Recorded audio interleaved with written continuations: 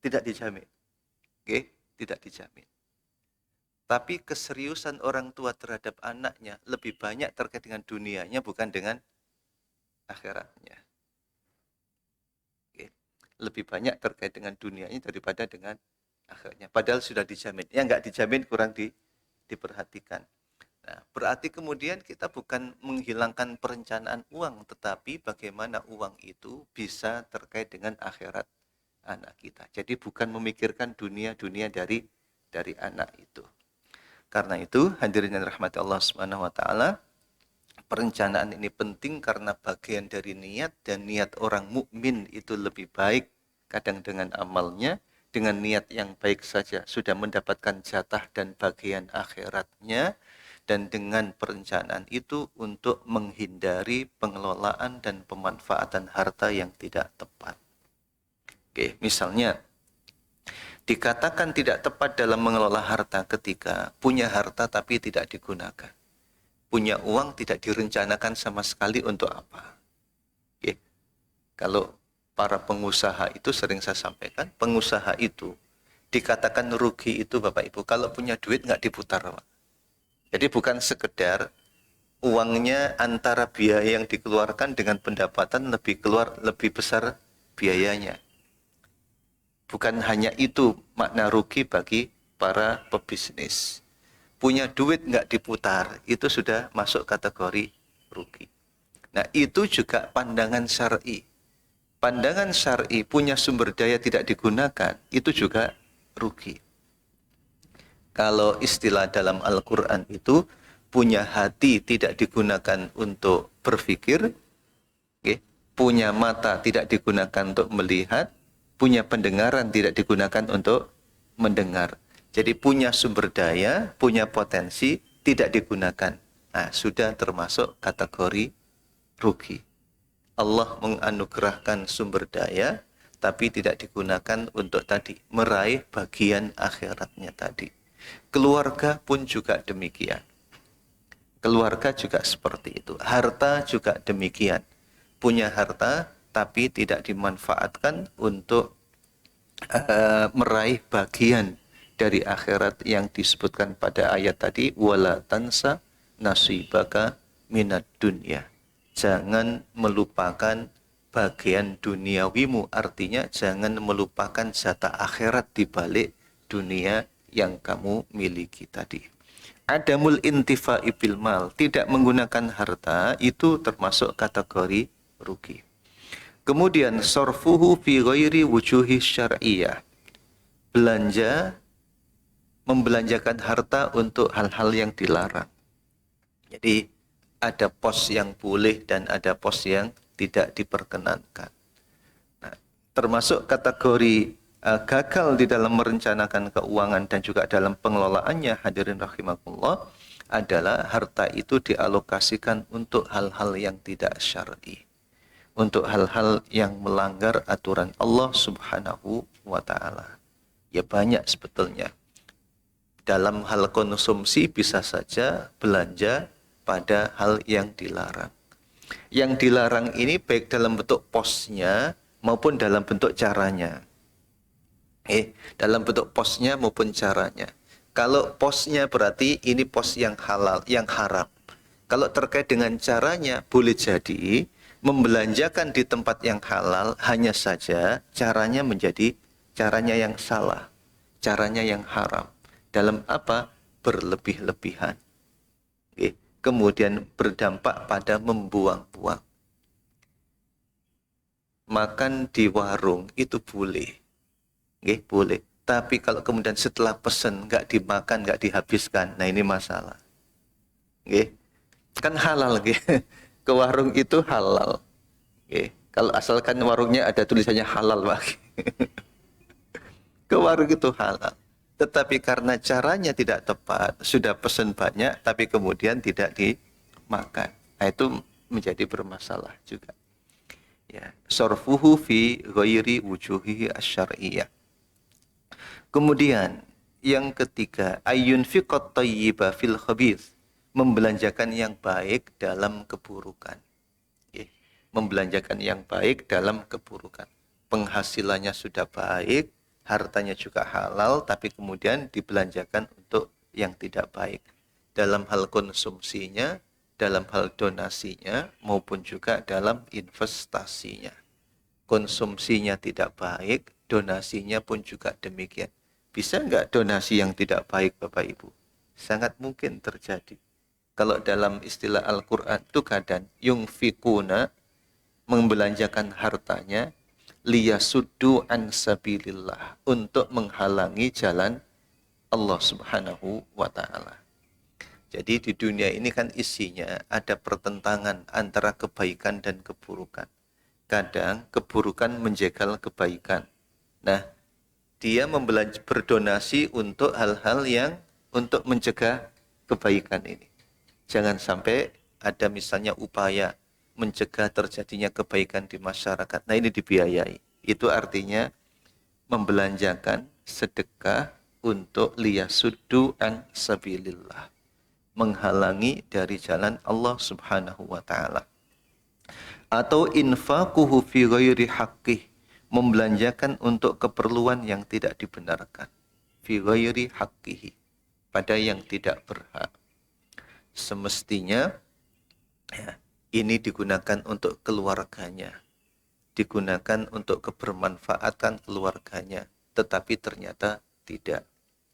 Digunakan untuk belanja bagi anak-anak dan istrinya, tapi ternyata digunakan untuk belanja yang dilarang oleh Allah. Berarti tidak kepada yang tidak berhak.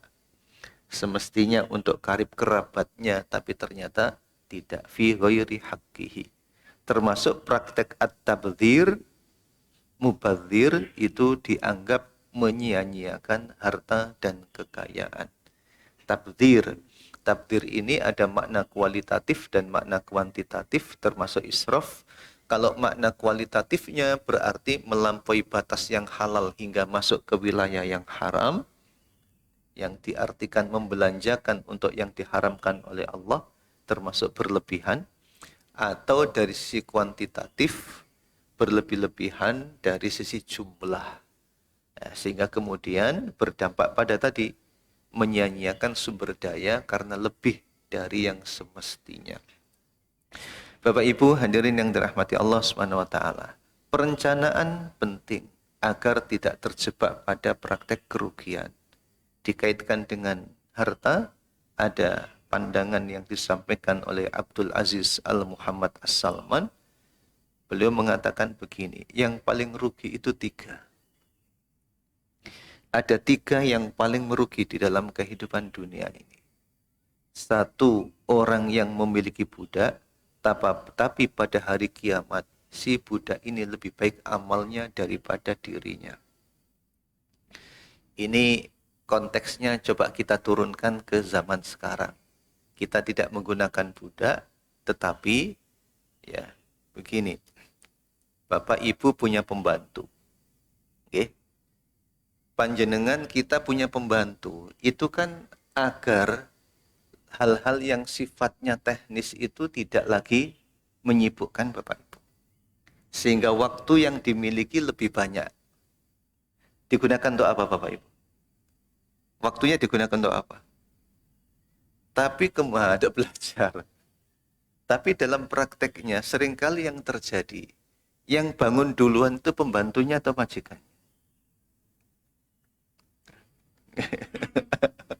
Yang bangun duluan siapa? Kemudian boleh jadi pembantunya yang bangun duluan itu sholat malam, Bu. Nggih? Boleh jadi sholat malam. Padahal pembantu tadi, biasanya orang itu nggak bisa bangun atau sulit bangun itu kan karena capek. Nggih? Karena capek memforsir aktivitas tenaganya. Karena hal-hal yang sifatnya teknis dihandle oleh pembantu, semestinya majikannya capek apa tidak capek, Bapak? Enggak capek. Okay.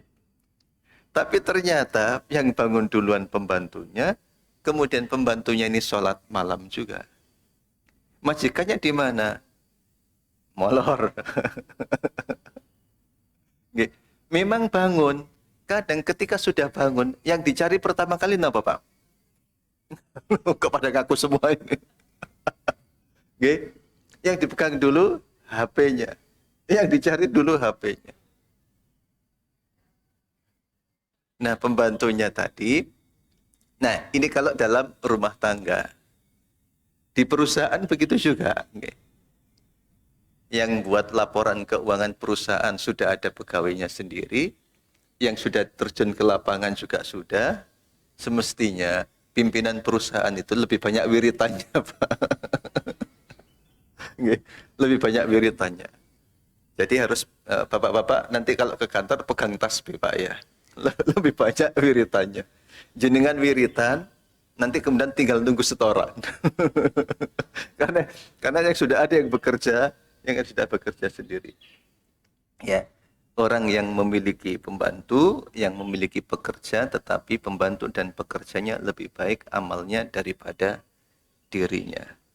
Urusan rumah sudah ada yang ngatur, sudah bapak-bapak kalau sudah berangkat, anak-anak kalau sudah masuk sekolah, sudah ibu-ibu tinggal berangkat ngaji, berangkat belajar, dan sebagainya. Ya. Jangan lebih banyak shoppingnya Bapak Ibu, khawatir tadi wa atharal hayatad dunia, lebih mengutamakan dunia daripada akhiratnya. Bukan berarti dilarang belanja, tidak dilarang. Diperkenankan, hanya saja agar tidak termasuk dalam kategori merugi, kita perlu memanfaatkan waktu sebaik mungkin. Kemudian yang kedua, orang yang berharta tapi tidak bersedekah. Kemudian ketika orang ini meninggal, hartanya diwarisi oleh pihak lain. Orang yang mewarisi kemudian menyedekahkannya. Ada orang tua punya anak, punya harta, tidak bersedekah. Ketika kemudian meninggal, harta ini diwarisi oleh keluarganya. Kalau keluarganya kemudian langsung menyedekahkan, yang langsung dapat pahala sedekah siapa Bapak Ibu? Anaknya tadi.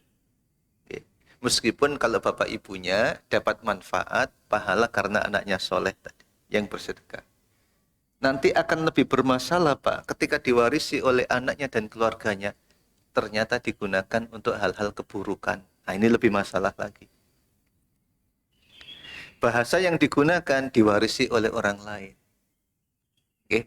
Pengertian diwarisi oleh orang lain itu, kalau contoh kasarnya itu, ibu-ibu punya duit, tidak mau bersedekah, wafat, diwarisi oleh suaminya. Digunakan oleh suami untuk apa Bapak-bapak?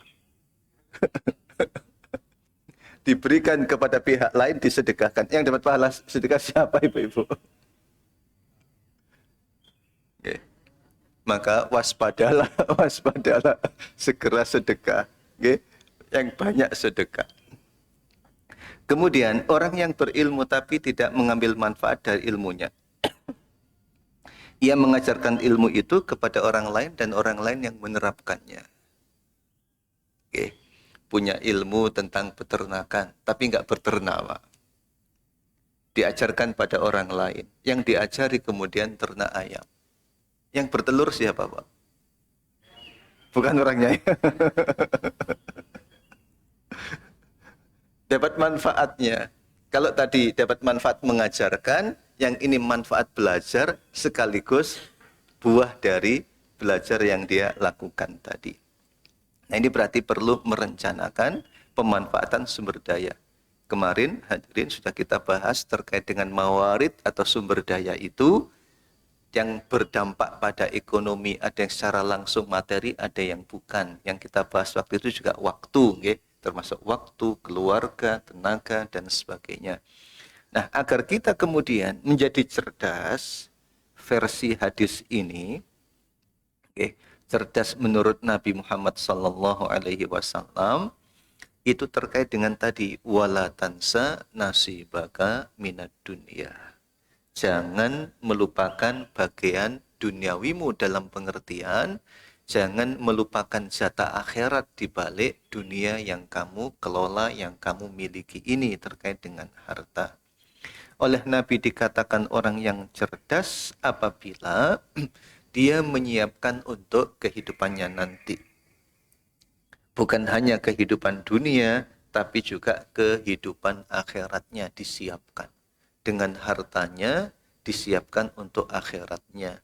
dengan keluarganya juga demikian direncanakan untuk akhiratnya agar tidak terjebak dalam kategori wa atharal hayatad dunya, lebih mengutamakan dunia yang berdampak pada fa innal jahima hiyal ma'wah.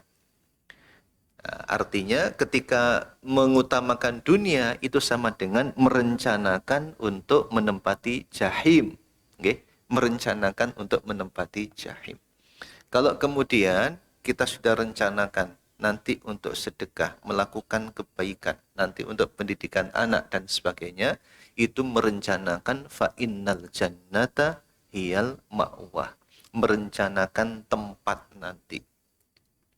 Nah, kita perlu merencanakan hadirin karena terhadap nikmat yang dianugerahkan oleh Allah Subhanahu wa taala, kita itu punya kewajiban ini, 4 kewajiban terkait dengan nikmat itu.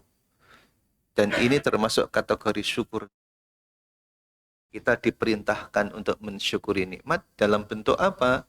1, hifdzuha. Kita jaga nikmat itu. Tapi penjagaan ini bukan berarti hanya pasif ketika dapat dimasukkan ke dalam lemari atau berangkas kemudian tutup. Itu bukan masuk kategori hifdzuha. Okay. Kemudian berikutnya adalah tanmiyatuha. Okay. Hifdzuha, istikhdamuha, memanfaatkannya. Kalau punya nikmat gunakan. Punya nikmat, manfaatkan. Jangan ditelantarkan dan jangan dibiarkan. Seorang sahabat dilihat oleh Rasulullah, dari sisi penampilannya, kok penampilannya seperti orang yang nggak punya duit. Ditanya oleh Nabi, kamu nggak punya duit? Kamu nggak punya harta? Punya ya Rasulullah. Saya punya baju, punya kendaraan, punya sepatu. Nabi mengatakan, kok tidak kamu pakai? Kok tidak kamu gunakan?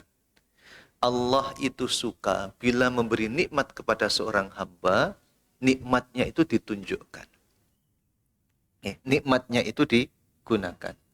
Tetapi penggunaannya itu harus proporsional. Dalam pengertian begini secara teknis hadirin. Kalau dilihat dari rumahnya, terlihat, oh gajinya ini 30 juta per bulan.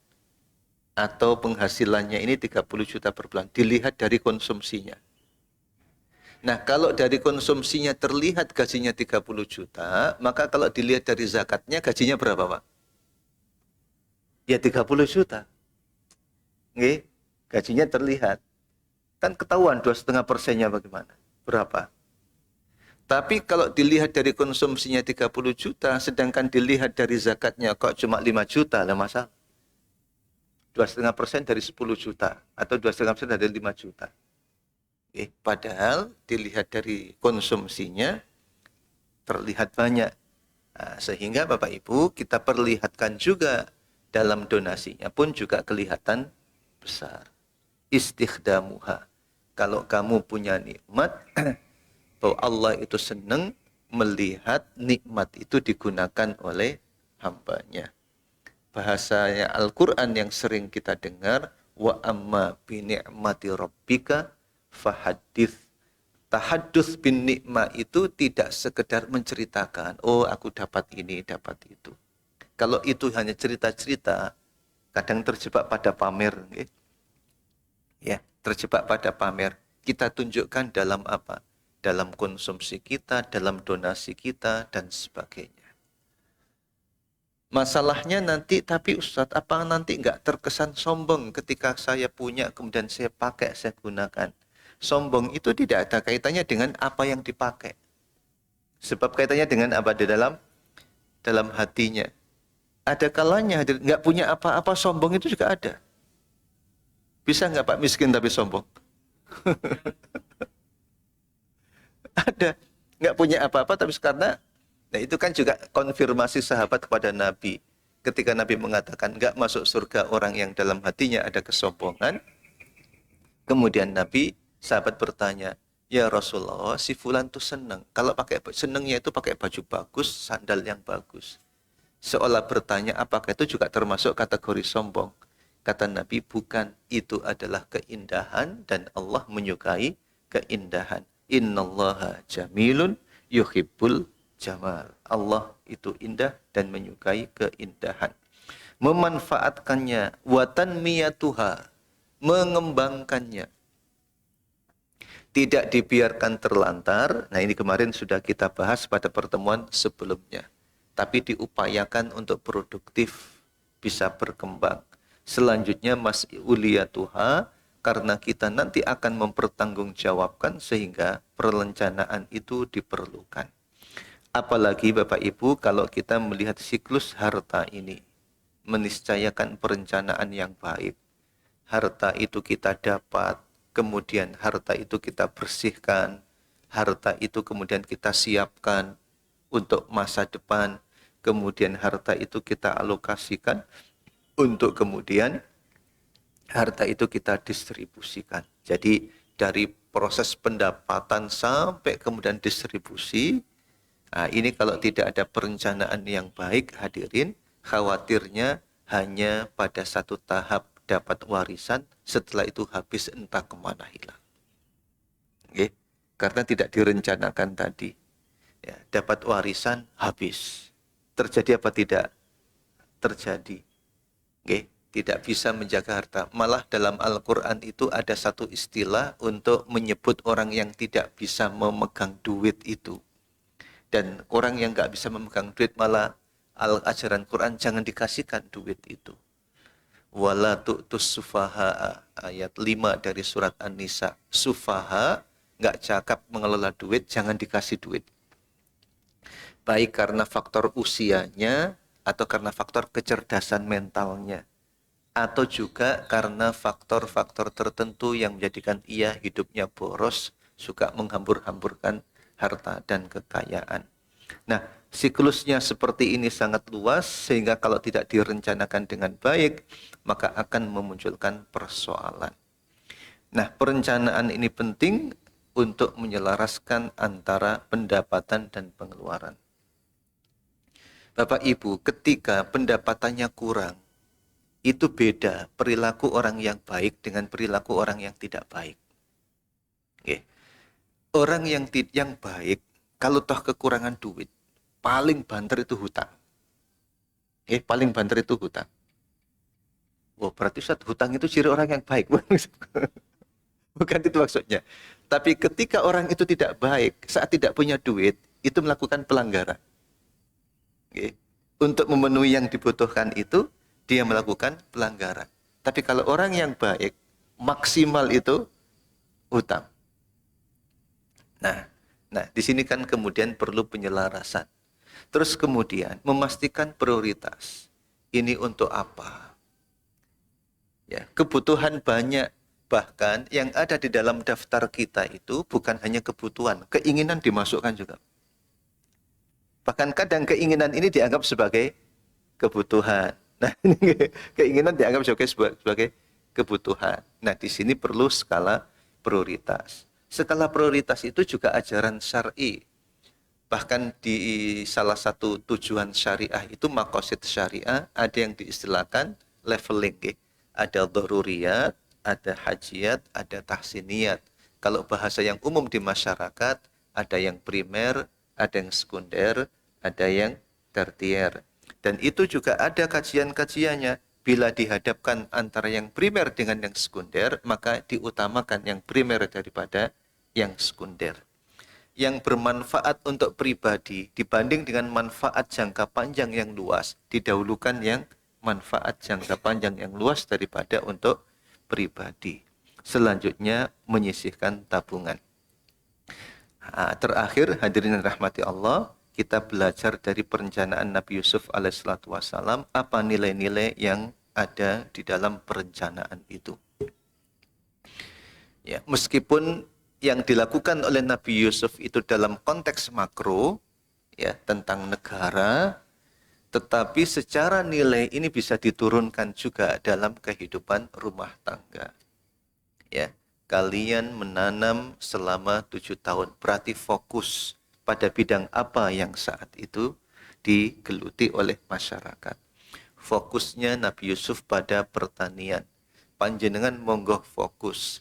Aisyah radhiyallahu anha pernah dicurhati oleh seorang sahabat.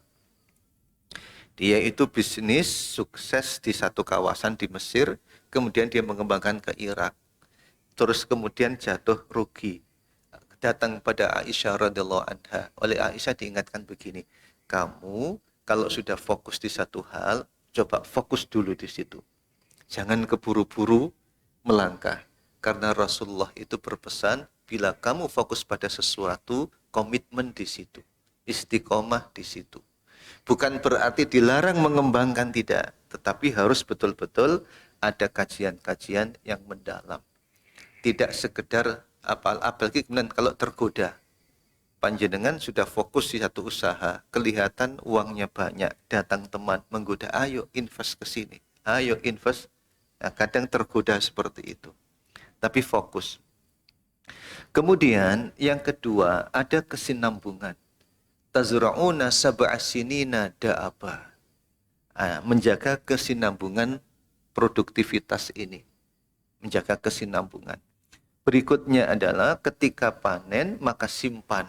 Ini ada kesadaran menabung. Menabung ini penting Bapak Ibu, meskipun ada riwayat begini. Riwayat yang satu menyebutkan Rasulullah tidak pernah menyimpan atau menabung. Tapi riwayat yang lain menyebutkan Rasulullah menyimpan makanan untuk keluarganya cukup untuk 1 tahun. Secara teks, secara redaksi sepertinya ada kontradiksi. Kemudian para ulama mencoba mempertemukan dua redaksi tadi itu. Ada yang bilang begini, oh Rasulullah itu nabung, tapi bukan untuk dirinya. Nabung untuk orang lain. Tetapi riwayat yang sahih menyebutkan beliau nabung untuk keluarganya. Riwayat yang kemudian titik temu yang lain mengatakan Rasulullah itu sebetulnya nabung. Yang dimaksud Rasul tidak nabung itu adalah Nabi tidak menabung di luar yang menjadi kebutuhan pokok keluarganya. Oke. Jadi yang ditabung itu untuk persiapan kebutuhan pokok. Kebutuhan pokok itu kan berkembang. Bukan hanya makan. Kalau bahas dalam hadis, quta sanatihim, makanan 1 tahunnya. Tapi untuk kebutuhan pokok dalam rumah tangga sekarang itu berkembang. Bahkan beberapa waktu yang lalu itu ada santriwati di sebuah pesantren di Kediri itu bikin bahsul masail, Pak. Ya, karena para santriwati yang dibahas apa? Yang dibahas kewajiban suami kepada nafkah suami pada istri itu apa saja. Untuk zaman sekarang ditambahkan, Pak, nafkahnya untuk paket data. Ada tambahan juga untuk komunikasi dan paket data.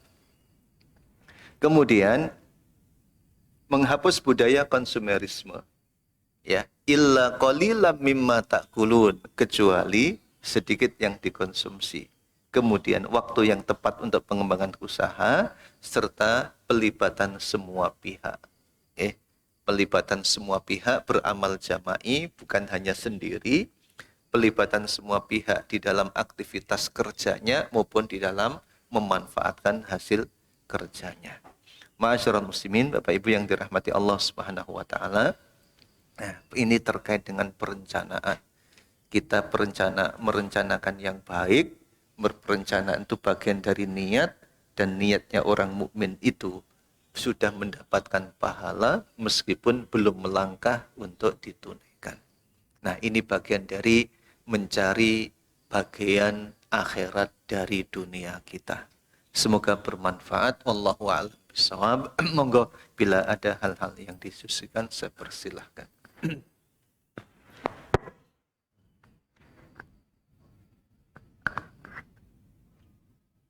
Saya ingin penjelasan mengenai ayat yang tadi. Wabtaghi fima taqallahu. Ada yang menafsirkan Ayat apa? wabtaghi fima taqallahu la tansa nasibaka. Itu tafsirannya bahwa kita dalam beramal hendaknya menghulukan kepentingan akhirat, kemudian baru jangan lupakan nasib. Sebab kalau kita mendahulukan yang akhirat, dunia ikut. Jadi kalau kita mendahulukan yang dunia, akhirat tidak ikut. Itu penjelasnya. Mohon tanggapan. Terima kasih. Wabtaghi fima ataqallahu daral akhirah wa la tansa nasibaka minad dunya. Bagian pertama, wabtaghi fima ataqallahu daral akhirah. Ya, kejar Pak. Kejar akhirat. Oke, kejar akhirat. Yang kedua, wala tansa nasibaka minad dunya. Ini kebanyakan ditafsirkan dengan kejar duniawimu. Tapi yang saya jelaskan tadi di tafsir itu, wala tansa nasibaka minad dunya, di balik aktivitas duniawimu itu, jangan kehilangan akhirat. Oke, jangan kehilangan akhirat. Artinya, sebetulnya dalam hidup ini kan kita lebih banyak interaksi dengan dunia, Pak. Oke. Nah, interaksi dengan dunia ini jangan sampai kehilangan peluang akhirat. Keluarga itu dunia, kemudian kalau dibangun pola-pola hubungan yang baik, nah keluarga ada bagian akhirat. Nah, memang hadirin rahimakumullah, ada ayat lain kalau menggunakan tafsir ayat dengan ayat, kita itu kalau bekerja untuk akhirat, dunia dapat. Oke. Saya bekerja, kemudian ketika saya bekerja niat, saya bekerja nanti untuk zakat. Tetap saya kerja, Pak. Akhiratnya dapat, dunianya dapat apa tidak? Dapat. Karena kita bekerja dapat. Tetapi hadirin, ketika kita bekerja dan tidak niat sama sekali untuk zakat dan sebagainya, kira-kira, okay, dapat apa tidak? Nggak dapat akhiratnya, Pak. Dunianya dapat. Ada pengalaman.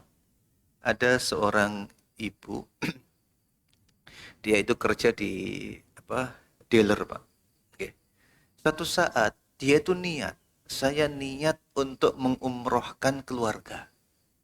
Oke, niat untuk. Akhirnya datang ke sebuah travel, kemudian titip, saya nabung ya, boleh saya nabung, boleh. Oke, boleh nabung. Hadirin yang dirahmati Allah SWT, untuk apa? Untuk umroh. Ternyata dari perkiraan dia itu sekian tahun baru bisa nutup untuk keluarga itu, nggak sampai 1 tahun, ternyata lunas. Bisa berangkat. Dunianya dapat, akhiratnya dapat. Tapi Bapak Ibu, kalau kemudian kita bekerja tadi, nggak ada niatan sama sekali untuk misalnya untuk umroh atau untuk akhirat tadi. Kira-kira, ya, dunianya dapat apa tidak? Loh dapat, kan dapat gaji. Tapi kan nggak dialokasikan untuk akhiratnya tadi. Nah, bahasa Al-Quran seperti itu dan fakta seringkali membuktikan itu. Oke, fakta dalam kehidupan, saya yakin bapak-bapak pernah punya ada pengalaman begitu. Ketika kemudian bekerja sudah niat, nanti mau ngasih orang tua. Oke, nanti mau ngasih orang tua. Ternyata bisa ngasih orang tua dan dunia juga dapat. Nanti mau sedekah, misalnya jamaah masjid, kita mau renovasi, ayo masing-masing sanggup berapa? Oke, saya sanggup sekian. Sudah merencanakan, Pak, niatnya. Kemudian, apa yang terjadi kemudian? Terpenuhi dan juga untuk dirinya juga terpenuhi. Nah, merencanakan untuk akhirat, dunia dapat. Nah, kalau mereka dunia, akhirat tidak dapat. Pengertian merencanakan akhirat bukan berarti Bapak Ibu hanya sholat saja, puasa saja, zikir saja. Malah kemarin saya sampaikan, mana seharusnya zikir yang lebih banyak? Di masjid atau di tempat kerja? Di tempat kerja. Zikirnya lebih banyak. Begitu Pak. Jadi bahwa siapa yang mengejar akhirat, dunianya dapat. Siapa yang mengejar dunia, akhiratnya tidak dapat. Itu ungkapan Al-Quran dan fakta dalam kehidupan seringkali terjadi seperti itu. Wallahu a'lam bishawab. Monggo, Bapak Ibu. Cukup nggih? Kalau tidak ada, kita cukupkan sampai di sini. Semoga bermanfaat. Allahumma allimna ma yanfa'una wanfa'na bima 'allamtana wa zidna ilma. Allahumma yassir lana umurana wa aslihna waghfir lana. Allahumma a'inna ala dzikrika wa syukrika wa husni ibadatik wa la taj'alna minal ghafilin. Allahumma kfina bihalalika an haramik wa aghnina bi fadlika amman siwak.